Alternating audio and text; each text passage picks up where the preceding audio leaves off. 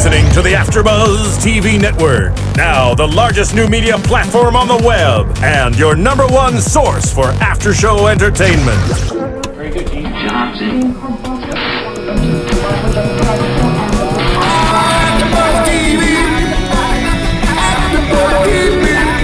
From the AFTERBUZZ Studios in Los Angeles, California, presented by Maria Menounos and streaming live thanks to Akamai Technologies, this is AFTERBUZZ TV's After Show. Hey there, Faye fans! You know what time it is. You're here at AFTERBUZZ TV. We're talking about Lost Girls, Season 4, Episode 3, Lovers Apart. I'm Matt Lieberman. Joining me on the panel, of course, all season long, is the lovely Miss Yael Tygiel. Hello, everyone. Yes. Waving to everyone. Yeah, I don't know who you're waving to. We're all alone in this studio. I'm excited. Yeah, there are no Jumbies in here. There are no Jumbies Jumby, yet. Jumby. Oh, this episode, this show. Exactly. Yeah, so let's just jump right in. Let's jump right into it. Please. So at the end of the last episode, Dyson and Cleo had jumped onto the train. Bo had just jumped off the train. She lands in a field. In a forest. In a forest in her strange 80s Marilyn Chambers nightgown. I think I have an explanation for the nightgown. Please. I believe Anna Silk is pregnant. Which explains that. Yeah. Oh, wow. Well, I mean, I'm never the first person to go, and she looked a little heavier, perhaps. Well, so it's possible that she had just had the baby? Maybe, and she's just like getting the yes. body back. Which could also explain the lack of, like, Uber fights so far this season. And the fact that she was not in the first episode. At all. Yeah. It's a good tool. It's a good device. But in either way, however that is, and if someone at home knows better than us about the status of Anna Silk's pregnancy. I know that she has a baby currently. Oh. The baby is currently here. Well, then I think that we can infer then that when they were filming, she had just had the baby. Okay. That makes sense. That makes sense. I like that theory. Yes. That'll go in predictions. Yeah. So she runs through the forest, not sure who she is or where she came from, what's going on. Yeah. And she winds up in this cottage in the woods. And this family comes in. The Jenkins family. The Jenkinses with their charming daughter who brains her with a frying pan. Yeah. And is like, what?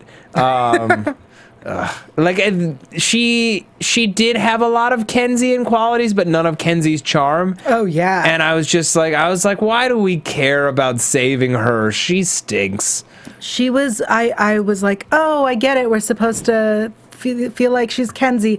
But I don't care about her the way I care about Kenzie. Or even about Bo, who I would rather just get out of this situation, not deal with a Jumby. Yeah. Yeah.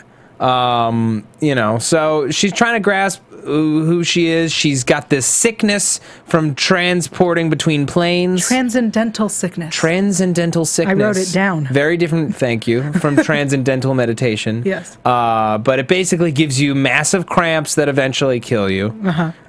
Just like being a woman. Exactly. So if there's anything we can learn from this episode is that being a woman is one long transcendental sickness. Yes. Yes. That's not what you can learn from this episode. So, you know, she does the Bo thing, and even though she's dying, as Dyson says later on, it's like, you're close to death and still saving humans. Oh, Bo, you're still the same Bo I ever knew. Whatever. That was a great Dyson impression. It's the best I can muster, but I don't know how much better you have to be because it's a Dyson impression. Yeah, looking for Lauren and Bo. Let me take my shirt off. These shirts burn me. Exactly. Yeah. Okay. So the Jenkins are being haunted by, they think, a ghost, but it is in fact a Jumby. A body jumper. Yes. Which they say once real quick and they go, meh, jumpy. Well, no. They, I watched it with subtitles. It's a Jumby is the name of the creature, but it does jump from body to body. I thought that they just kept referring to the woman as Jumpy. No, and she even, when she's possessing the daughter, she's like, Jumby, Jumby, Jumby, Jumby, Jumby. And it was Jumbie, Jumby. Yeah, which is like a weird name for something that's supposed to be threatening. And like, yeah, I heard it kind of like an excited bunny, like Jumby, Jumby, Jumby, Jumby, Jumby, whoosh, jump into someone's body. Is that like Pikachu? Like Pikachu? Not like Pikachu. No. I'm trying to think if something from a video game popped in my head where someone goes, Nama, Nama, Nama, Nama, no. It's Yoshimitsu from Soul Calibur and the Tekken franchise. Let's see, 5 minutes 28 seconds in, we're already off track. So nerdy off track. We're fine with that. We're lost, just like Lost Girl. Yes. So Bo tries to save everybody, and she's trying not to let on that she's a succubus, but she still sucks the Jumby out of the daughter's mouth, and then tells her to run. Yeah. And now she's the Jumby, and she finds out that old Grandpappy Jenkins betrayed her and her husband, Noah Jenkins. Not yet husband. Her love, Noah Jenkins. And they thought she was a witch because she was an elemental. Yeah. She was an elemental, later curing the transcendental sickness without Cleo's knowledge. Right. Cleo turned out to be double-crossing Bitch. Right. As we assumed she would be. And it was really interesting that because Bo sucked in the Jumby, who had been in Cleo, she understood that the Jumby saw Cleo's intentions and told her that that's what was happening. Well, I mean, the Jumby has sentience. It can communicate. So the Jumby learned from Cleo and then passed that message along like telephone. It was like one big game of ghostly telephone. This episode is also a metaphor for sexually transmitted diseases. Because once you've had a Jumby in you, you have everything that Jumby has learned from everyone it's ever been in. Yeah, and you pass that on to Exactly. everyone. It's disgusting. Use protection when playing with Jumbies. Yes, you should always hang up rows of sneakers and knots to protect yourself. And walk backwards. And walk backwards to protect yourself from sexually transmitted Jumbies. Yes. Thank you. Thank you. That's important. Yeah, so thankfully Dyson and Cleo show up right as the S is hitting the fan. Yeah. And of course she's excited to see Dyson. Who wouldn't be? With his strength and his leather jacket. She doesn't wonder who Cleo is? No, I don't think she's in that frame of mind. I mean, her memory is being kind of erased. I don't understand what happened. I mean, this is kind of getting into the next episode. Right. But like after this episode, they don't remember that they were ever on the train. Yeah, it was very weird. So at the beginning of this episode, all she knows is kind of that she's a succubus. Yeah. And kind of that these people are humans, and kind of, I've dealt with a Jumby or heard of it before at least. Or at least a body jumper, yeah. And then at the end of the episode, it's, I'm so glad I'm with you, Dyson. Why do I feel like I haven't been with you? Where have we been? Yeah. What's going on? All right, let's move on. Yeah, I guess, yeah. Like that. Like their memory disappeared over the course of the episode. Is that the Wanderer's influence, or is it impossible for a mortal to remember anything about the other side? Well, are they mortals? I think they're mortals. I guess. I mean, they live for a long time, but they're not immortal. Fair enough. I don't know if it's maybe it is that you can't remember the other side. The other side. Yeah. Yeah. I just wanted to interject. We got a tweet from our good friend Ryan who says that Anna Silk had the baby just before filming. Thank you, Ryan. Thanks, Ryan. Yeah. Ryan Witalson, he's a great guy. Follow him on the Twitter. He's a big part of, he watches all the shows over here at AFTERBUZZ TV. All right, so, you know, there's not much to go on for Beau's story because it's like it's such a by the numbers story for her. And it was such a like filler episode. Yeah, we've got cells in the basement, and we got the husband with the shotgun, and you know the wife gets stabbed, but she's fine at the end, even though she got stabbed in the jugular of all things, and everything's just normal at the end. Yep. Thanks for helping us, Beau. Yeah, it's a very small episode where, you know, we don't see the outside world, we don't see the Unamens, we don't even see Kenzie. It's just kind of what's going on in this house. Yeah. And then we've got these little side stories. We got Lauren and Crystal, we got Ebony and Massimo. But what was really interesting before we before we leave the Jenkins, before we jump from the train, it's Beau gives Julia, the mini Kenzie, her number and says, "Call me if you need me." I hope so much that we see her again. I hope that she somehow ends up in city that they live in. Yes. Wow, you've reached city population 80 million. I would love to see Julia and Kenzie meet. Yeah. I really hope that happens. I want Kenzie to tutor her and to, like, you know, just kind of brush the chip off her shoulder and make her cool. Yeah. Yeah. I mean, they wouldn't have had that moment if they didn't think about bringing her back at some point. You know, she's smart enough to realize that something's going on. Why is there a body jumper? Why does this woman know what a body jumper is? Who are these people that just came to our house to save her? And then this herb or plant saved my mother after I slit her throat. Right. Magic. Yeah. So I hope we see her again for sure. Yeah, that'd be nice. We should talk about Cleo. Yes. Mia Kirshner's character, an elemental. She breathes rings in Dyson's ear, and it saves his transcendental sickness self. Okay, science. What? Science? Yeah. You expect science from Lost Girl? I expect everything to be scientific and make sense. That is what I expect. No, you cannot. Matter cannot be created or destroyed. When a Jumby enters you, you know, you release the air inside to make up for the amount of pressure that it takes up. You know, it's all. Don't look at me like that. Okay, right. This is a process. Okay, this show is a process. So you know, after this whole caper is finished, she grabs Beau instead of saving her and basically is like, puts a knife to her throat, and she's like, I'm taking her with me or she's gonna die. Right, I need to take her to Vex. Yeah, which like, whoa, Vex, you know, like, I loved when Beau was like, he needs to pick a side already. Yeah.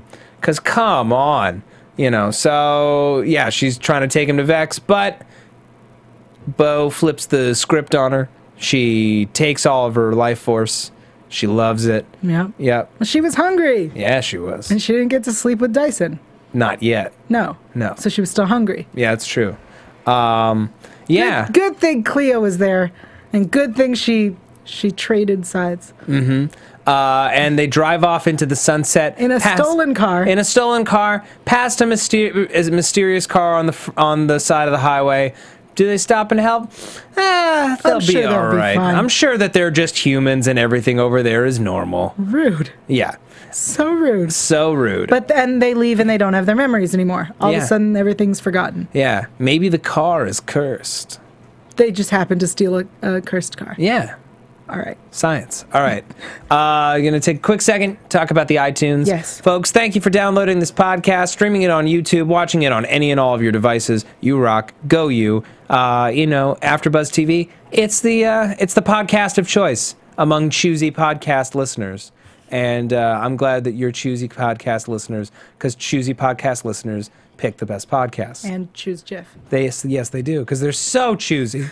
But here's the thing, folks. You know, we do this because we love talking about this show. We need to talk about it. Otherwise, a part of us might die. That's true. Yeah. You're watching Lost Girl. You need to be able to talk about Lost Girl. And the fact is, we need your support. Go to the iTunes, slap the show with a rating, give it a review. It only takes a second, and it means the world. It makes the show so much easier to find on iTunes, makes it more searchable, brings us up in the overall ratings here on AfterBuzz TV and on iTunes in general. It means everything. Please go. Please do it. We love you for it. And to thank you to everybody who's, followed on Twitter or tweeted at us about the show. We're happy to be doing it, and we're glad to be part of such a great community of fans worldwide. This show has a rabid fan base. They are rabid for a reason. And we want to respect you guys as much as you have respected us so far. So thank you for welcoming us to the Lost Girl community. Yeah. And everyone nice. likes being the first at something, so be the first person to review the Lost Girl podcast on iTunes. Yes, thank you. Stephen Lemieux, one of our fantastic engineers here at AfterBuzz TV. All right, so Lauren and Crystal. Yeah. Let's break it down. So we've been seeing this kind of flirtation between the two of them last couple of episodes. They got drunk before. Yeah. They get drunk again. They get drunk again. And a few close calls, tete-a-tetes in the restaurant suddenly turn into beer and pizza and vent sessions. Oh, yeah. At Crystal's place. And as soon as Crystal opens the door, and in her underwear. Yeah. I appreciate you saying it first, because I'm just kind of like, I'm seeing what I'm seeing, and I'm just like, yeah, this is pretty much on. I don't understand. As a woman, and as a woman who walks around in her underwear a lot, if someone knocks on the door, I don't answer it in my underwear unless I'm sure that it's a Bible salesman. Crystal does, because she sees everyone as Bible salesmen. Fair enough. No, she does because she knew that it was going to be Amber. She knew. In a scene right out of an 80s softcore porno. Yes. Very much so. Yes. Hot redheaded waitress who's secretly a doctor, who's secretly a runaway terrorist. Yeah. Knocks on a door. Woman answers in her underwear. Is like, come on in. I've already had half a bottle of red wine. And you brought pizza and beer. Yeah. Let's laugh about the things in our past that bother us. And then when we run out of things, let's have weird sex. Yeah. Here's the thing about this scene. I can't decide if this is one of the best sex scenes that Lost Girl's ever done or one of the very worst, because it looks so weird and forced, because I mean frankly, because she's straddling her like she has a penis. She's like on top and riding like she's riding something, but she's not. I'm so glad you're the one to say this. Okay. Because I'm watching it going, well, there are no straps around her legs. Right. So right. What does she do? And then you see, I feel like Zoe Palmer, the actress, was like, oh, let me make this realistic, and brings her hand in. Yeah. And then I guess the director was like, no, move your hand. Okay, so what are we doing? No, you're just have her sit on top of you, and you just ride. Pretend to kiss. You ride, you pretend to kiss, and we'll shoot it 3 ways, and we'll be done. Yeah. Yeah. Everyone will believe that. Right. I'm enjoying the people involved in this, but it's so like not just clearly fake, but just odd looking. I felt uncomfortable being there because I could feel how uncomfortable they were performing the scene. And also then it just ends. Yeah. That was the other thing. Just, okay, roll off of me. We're done. Great. Thank you. I really stretched out my hip flexors sitting on top of you for that long. Yeah. That was great. Let me, I'm just going to go take a shower. You can finish off the beer, eat more of that pizza. Yeah. Yeah. It was very awkward. Yeah. And usually the scenes, especially the sex scenes on Lost Girl, are exciting. Right. Not necessarily arousing, but exciting to watch for whatever reason. Yeah. Or at the very least, I don't feel shame watching them. This is the first time I've ever felt ashamed. And it's the sex scenes between Bo and Lauren are perfectly great. Yeah. When Bo made out with Tamsin, perfectly great. This just felt off for whatever reason. And it's not because they aren't attractive people or good actors.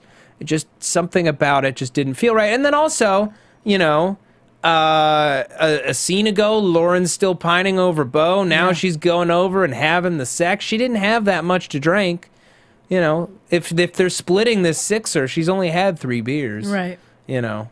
But maybe it was so awkward because there was no emotional attachment between them. I guess.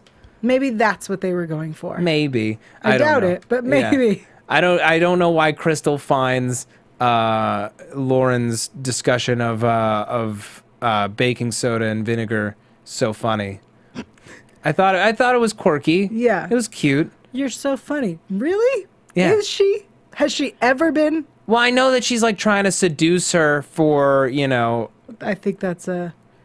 Well, that's an episode 4 thing. I think that's an episode 4 thing. Fine. I know. It's Confusing. weird doing back-to-backs, and I apologize to anyone who's watching these one at a time. We've been doing these episodes back-to-back, 2 a week, to try to catch up because we started late this season. So the things kind of bleed together. Yeah. Forgive us. We're not perfect. We are human. We're not fae. We're not rubbing, spark genital stuff on us to make us look like we're fae. Okay? So just cut us a break. Yeah. Doing our best. Sorry. In any case, someone starts calling Ronnie at the cafe and is looking for some woman named Karen, and Lauren bugs out and of course immediately goes to the girl that she just slept with and is like, I need to get out of town. Do you have a way out of your apartment where I can't be seen? Which I'm like, why'd you go to her apartment in the first place? I'm like, is she about to ask for money or something? No, she's just like going to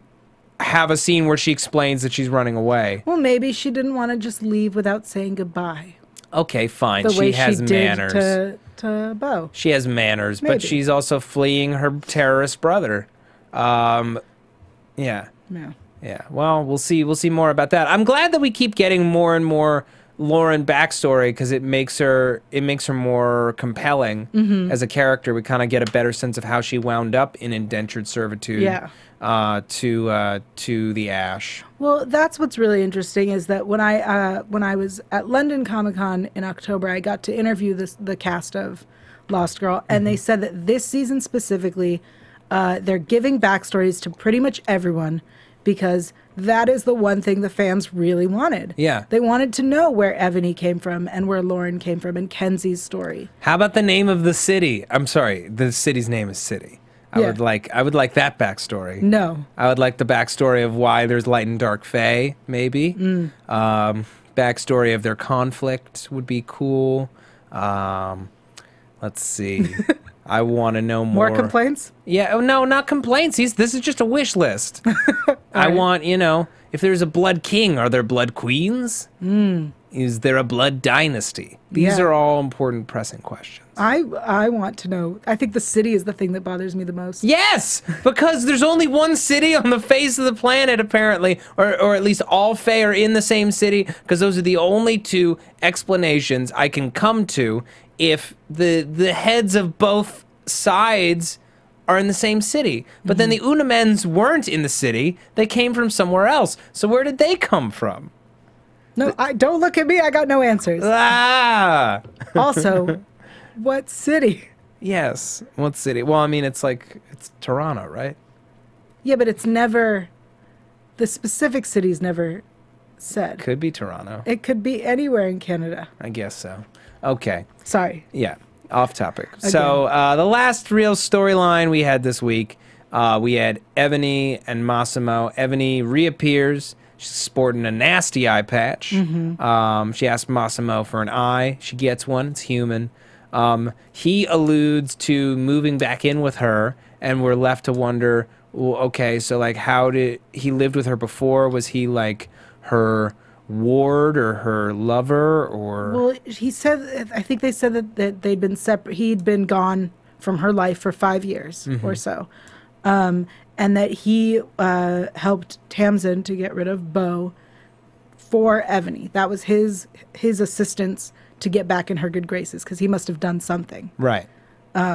So I was really excited to hear that, and I want to know more and what their relationship actually is. I feel like we get a solid clue in episode 4, and we'll talk about it on the next podcast. Man, there's not much. It's a very small episode. This episode, I really do feel like it was filler. They were like, oh, we have X number of episodes this season. Well, if we give all this away in the next episode, this one we'll just need to fill it with stuff. Right. Here's a plot. Yeah, I mean, I thought it was well shot. I liked the dream sequence with the Jumby. Again, well shot, and a sympathetic villain creature. I thought the cells under the house were creepy. Glad Bo is back on this plane. Yeah. Wondering if Dyson will ever tell her what went on between him and Kenzie. Well, what's really adorable is when they're saving the Jumby. Yeah. And they're putting the bones together, and he slides on those rings, which I think she says, "Where'd you get those?" And it's never answered. Well, I thought he got them in the from the grave. But they were married. He might have had the rings getting ready to marry her. Okay. That's what I took. That is what I also assumed, but Okay. it was just never said. True.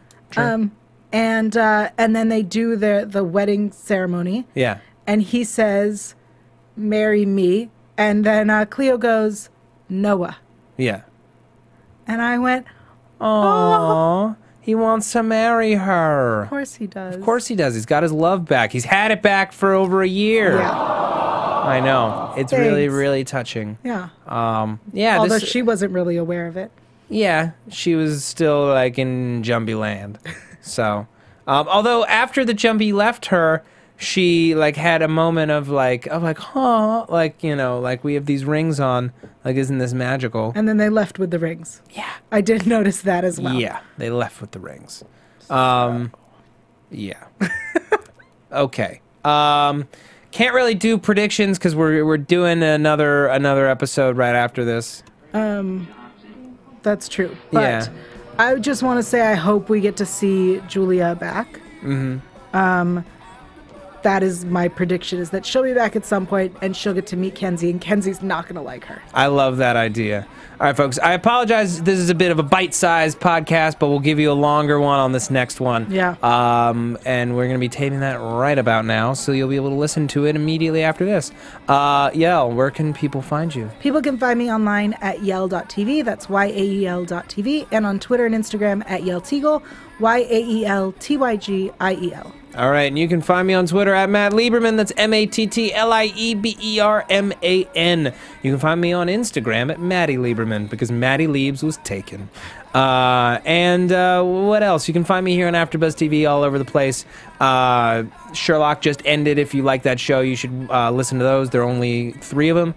We got Helix on Sci-Fi, Banshee on Cinemax, Almost Human, Agents of S.H.I.E.L.D., Justified, Cougar Town. I'm all over the place. Yeah. Come visit one of my other shows. You'll like it. The water's warm. All right, folks. We will see you on the next one. Good night. From executive producers Maria Menounos, Kevin Undergaro, Phil Svitek, and the entire AfterBuzz TV staff, we would like to thank you for listening to the AfterBuzz TV network. To watch or listen to other after shows and post comments or questions, be sure to visit AfterBuzzTV.com. I'm Sir Richard Wentworth, and this has been a presentation of AfterBuzz TV. Buzz you later. The views expressed herein are those of the hosts only and do not necessarily reflect the views of AfterBuzz TV or its owners or principals. Thank you for watching AfterBuzz TV on YouTube. For more of your favorite after shows and interviews, subscribe to our channel here, and be sure to share your opinion on the episode in the comment section below here. We'd love to see what you guys are buzzing about. Thanks again. Buzz you later.